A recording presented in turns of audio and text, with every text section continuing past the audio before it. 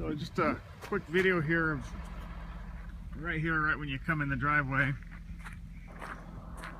Got a little stockpile of rock left. What I was doing was I was hauling the rock in and just dumping it here and then just going back and getting another load. And I just kept hauling back and forth and dumping right here.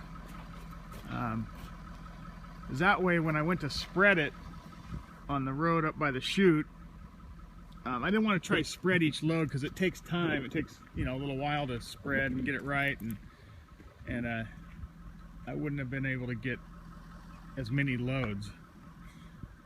So anyway, I just come here, dump it, and then I can literally load the truck in 5 minutes, and then take it up and spread it. So at the end of the day, we'd spread loads. You know, in the afternoon, evening, we'd spread the loads up the hill. But anyway, so I got a little bit of rock left. While we're right here, you can see, if you can see over there on the vineyard, Jimmy's been working on the putting the mylar up for the bird to discourage the birds. And if you can see those flashing in the wind there. But he did a good job. He pretty much got all the outsides of all the outside rows, and anywhere where the birds were known to hit the grapes pretty hard, we'd maybe go in a couple rows.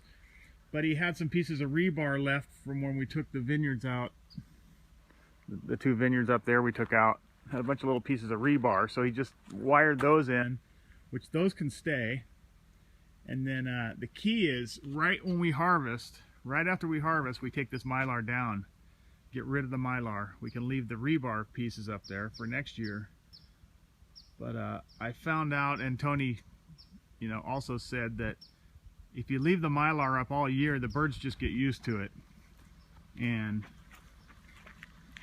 so it's not as effective. So we'll put it up whenever we feel like the grapes are ripe enough where the birds are going to start eating, and then right after harvest take it down. But anyway, we're all set up. He's got it all the way around. Hopefully it's working. I guess you saw the test results from the other day. So that's pretty good. We're almost at 24, 23, 24, and that's every grape tucked underneath, hidden by the leaves. I mean, they take an average every grape, so that, I think that's pretty good. And they said they're going to test again on Friday. So anyway, hopefully soon. And I don't know how this rain is going to affect everything. Anyway, but so we started here. I started here rocking. Just wanted to make sure we got some rock down here because these guys are using this road to get up to the pool site. And you know how muddy that gets, and there's just no way after a couple good rains that they're going to be able to drive up there. So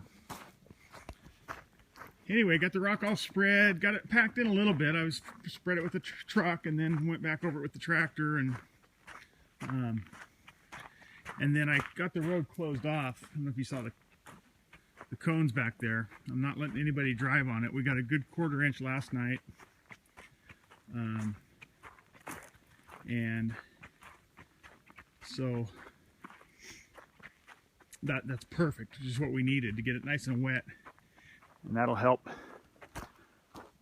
bond it together. And then I'll either later today or tomorrow pack it in good, pack it in some more. But as you can see, we got a good layer all the way up.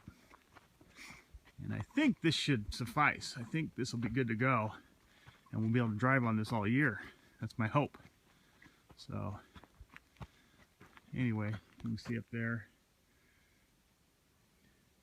it's rocked all the way up. And I went around the pond. I got a light layer around the pond because that gets really mucky too. And you know, I had to go all the way their whole route all the way up to the pool site because I said that's how they get up there. And then I got a little left, so we'll pack this in real good. We'll see how it does. And then I got a nice little stockpile back there, as you saw. And I can hit any spots that need more. Or I can start using it out and back. We talked about rocking out the road out back. There's a couple places next to the stone barn. Anyway, there'll be no problem using that rock. I would like to rock that. I would love to rock the road back there like we talked about, going back over to the burn pile. It's not cheap, but it's from what I did some research on how much it costs to have rock delivered. And that's not even talking about spreading it, but it's twice as much, at least twice as much. They have it brought out here, so I think renting the truck and hauling it ourselves was definitely the way to go. But anyway,